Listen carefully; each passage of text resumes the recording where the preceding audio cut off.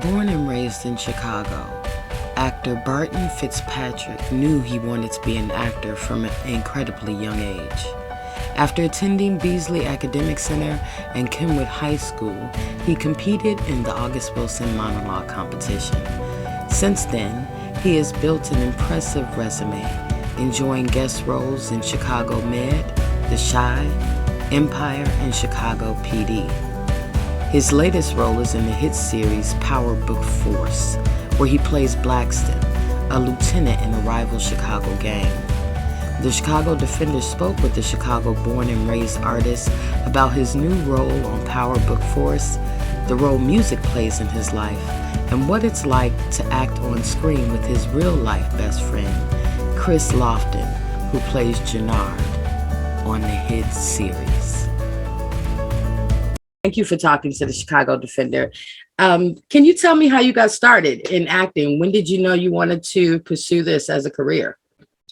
Well, I've always wanted to pursue the career of acting since I was a young adolescent. My father was close friends with Larry Tate, who's Lorenz Tate's father. Mm-hmm. So, I mean, like best friends. So, you know, my whole life, that was my Uncle Larry, and I knew Lorenz to be my cousin. So seeing him on screen and, you know, I'm talking about these big screens, you know, Menace to Society, Dead Presidents, you know, his resume goes on and on. But it's like, I knew that it was obtainable because I was like, you mean like you used to give him spankings back in the day? And like, right. This guy? So it was like, yeah, of course. And it was like, so, okay, I can do this too. And I lost my father at the age of 9. And, you know, right away, I just didn't want my mother to struggle. So I started writing letters to Oprah. And I was like, make me into an actor. Like, I'm going to be the next big thing. You know, of course, she maybe never got him. But yeah, so always, since I was a young child, I always wanted to pursue it. But how it actually happened was my senior year in high school. I took drama class and I entered the August Wilson monologue competition. So that's really how I got my start in theater, I would say. And the preliminary round, I was, you know, granted a full scholarship for acting for UIC's BFA acting program. So, yeah, so that's how I just, you know, start, you know, getting the feel of what acting really was, the craft of it itself, theater. And then, of course, my mentor at the time, Deshaun Brown, may God rest her soul, she was a recurring character on Chicago Fire at the time when she was actually my high school counselor. So she was the one who told me, hey, listen, I'm not telling nobody not to go to college, but you yourself, you wouldn't need it. Like I can get you an agent right now and it's going to happen for you. And of course it didn't happen right then and there, but you know, my sophomore year, I'm like, man, I'm just bored. I want to just, you know, I left and got an agent. That same year I made my TV debut on Chicago Med back in 2015. So, well, I've covered the August Wilson monologue competition. It's one of my favorites. The competition in that is incredible, just the level of talent. So what was that? I watched the film Finding Voices and was just watching what those kids were going through. I was so mad that they didn't showcase me in it because like, no, like seriously though, like that was like, I remember those days like being some of the best of my life. Because I was always kind of like the poster boy that year of the competition. So every article that came out, you know, the Chicago Reader, my face was the cover of it, you know, and it was like every time I would meet someone who's already in the business, you know, the Chicago acting community is very small. So I would always run into somebody and they'd be like, oh yeah, you portraying Troy Maxson. Yeah. Barton, right? Okay. Yeah. I'd be like, wow, it's like that. And, you know, so once I made it to the Illinois finals at the Goodman Theater and I didn't place to go beyond, broke down in tears, cried, I could not stop crying. And one of my favorite actors, Eamon Walker, who's the head of Chicago Fire, he was one of the celebrity guest judges that year. He pulled me to the side and he was like, brother, promise me you're going to continue acting. Like, trust me, this, like, your talent is so far beyond this competition. And absolutely. But I actually coached my nephew who ended up going the following year and he made it all the way to New York and came in second place. And he met Denzel Washington and, you know, all of that good stuff. So, yeah, you know. That's dope. Now, I got to ask you, what part of Chicago are you from? What side of the city are you from? Well, I was born on the west side. Washington and Mayfield, right off Madison. And once I got to 7th grade, we moved to the south side of Chicago. Graduated from Beasley Academic Center. Yeah. And went to Kenwood. Oh, You're Kenwood girl. Oh, wow. But it's great that you had people to kind of pour into you as you were, coming up. Absolutely. In this craft. It's a difficult, like my dad says, your skin got to be nice and tough, especially going through those initial auditions and things like that. I watched it my whole childhood. Can you talk to me, especially since you have the unique experience of being, born on the South or West Side and then coming to the South Side? What about Chicago and growing up and being raised here shaped who you are? How did the Chicago experience kind of shape who you are as an actor? I mean, well, I can't say anything when I go to another city without somebody recognizing the accent. Nobody speaks like that. We say over there, over here, over there. Well, like, it's fascinating. But just the grind, like, living in LA, everybody is much more chill and relaxed. Maybe it's because of the weather, that makes us a little bit more cold-hearted and just like the grind, just staying on the grind and just on top of everything, I feel like that Chicago has put that in me, to be very proud and confident. I feel like Chicagoans are very proud and confident. That's what you need, especially in this business of acting.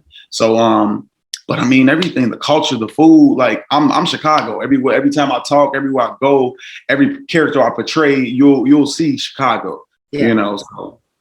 Yeah. Well, let's talk about your character in Power. I got to tell you, y'all making me mad. I was watching like, what y'all doing? But talk to me about your character in Power. I think it's so cool that you get to play best friends with your actual best friend. How did all of that come about? I try not to faint when I see the screen. I really do, because it's just so amazing. Like, it's so... Kris D. Lofton, Chicago native as well. He go way back to the hardball days and Meet the Browns. But I was a fan of him my entire life. Once he saw my work on The Chi, he slid in my DM like, "Hey, bro, you gotta be from the crib for real, for real." And I'm just like, "No way, Kris D. Lofton is sliding in my DM." And every time I would go to LA, we would link up and we just became best friends. We lived in the same building, and it's always been like a friendly competition between us because we always end up getting the same auditions. So he did beat me out for Jenard, shout out to Kris for that. Like he said he would, but absolutely. But the showrunner, who's also from Chicago, his name is Robert Munich, the showrunner and creator of the show. He saw that relationship as well. Another woman named Sylvia Jones, who's a producer and writer. We worked together on The Chi. She was a big advocate of me getting cast on the show. And Munich, it's like we said, there's a lot of politics involved. There's a lot of other characters that you gotta, we gotta look at this character. Yeah, he's great, but what about this guy? It's a lot of that. But Munich, it took him to just say, you know what? Let me just write this guy. I'm gonna specifically write a character for this actor, and I'm gonna just give it to Lionsgate and Stars, and y'all ain't gonna be able to do nothing about it. And that's what happened. So no actor in this world can say, I auditioned for that guy, I got beat up. No, it wasn't like that. He saw the relationship that I had with Kris. He saw my talent. He made me audition for about 5 different characters on the show. Detective Seamus, Elijah, who was played by Jeremiah. I auditioned for a lot of characters before it got to the point where he just said, you know what, here's your offer.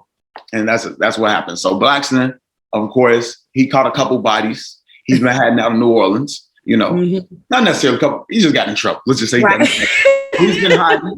He's been hiding out in the Crescent City for a few years, but R.I.P. Elijah. Homie just got killed. So I got that phone call from Jenard. We need you to come back and I need some assistance. And then not to spoil it for people who haven't watched episode 9, Jenard had a specific reason for bringing Blackston back. Okay. That has to be an amazing feeling as an actor to have somebody write a role for you. That's a rare thing to happen, in this business, to have somebody write something specifically for you to play. Talk to me about filming and being part of this franchise, but having it in your hometown. What is that process of just filming in the areas that you know?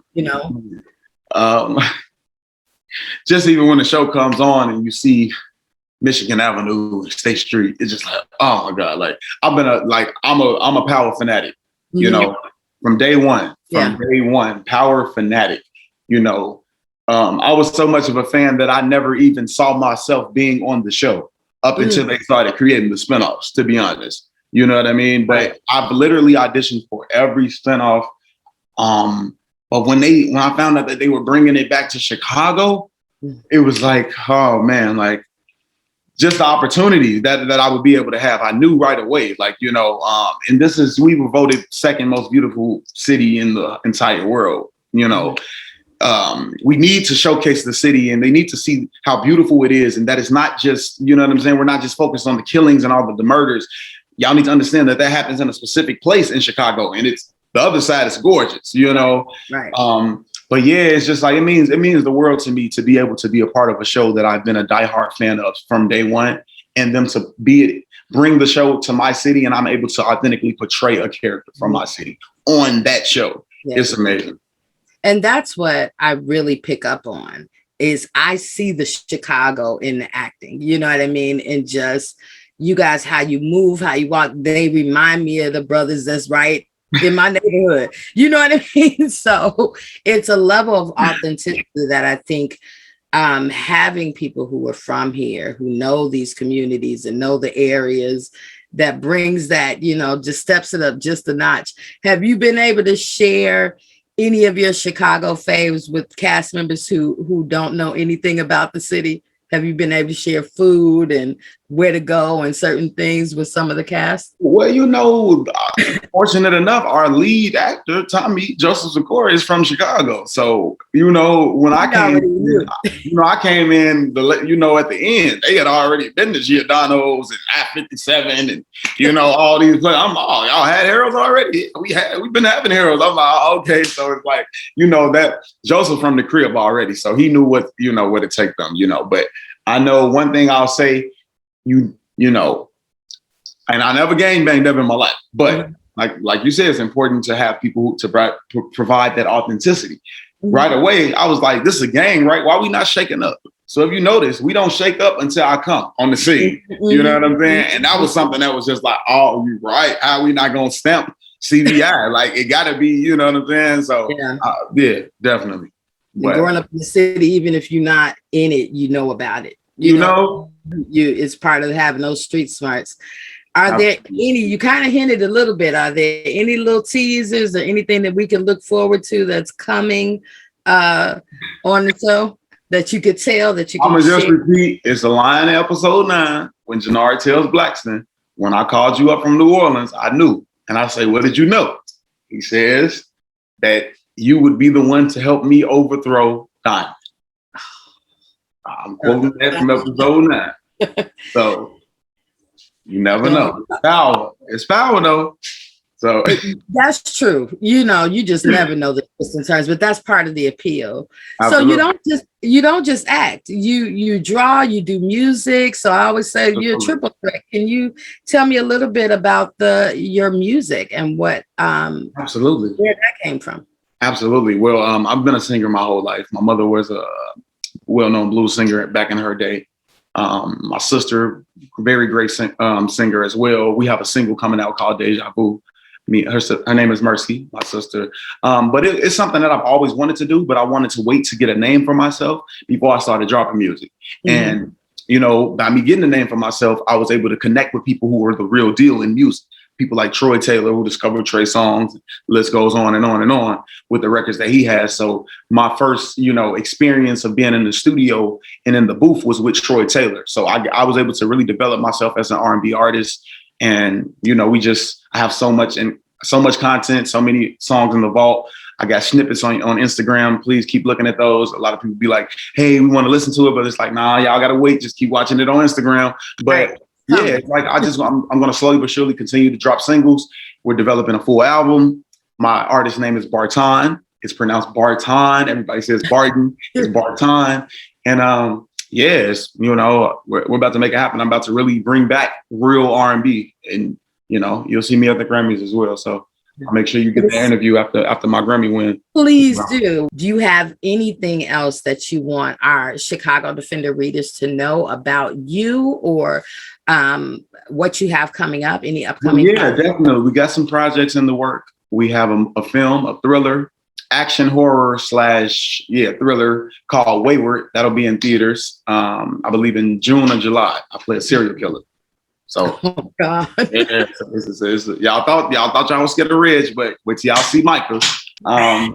Manny Haley, who has the trilogy True to the Game. Maybe you saw that on BET. It's airing right now. He has a new show called Bloodline, starring myself and Bing Rams, Clifton Powell, Lisa Ray, just to name a couple other people.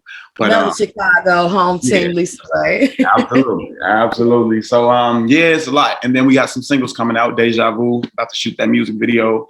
And I just want to leave everybody with those who are aware of themselves will always understand the path. I love that. Thank you so much for talking to the Chicago Defender.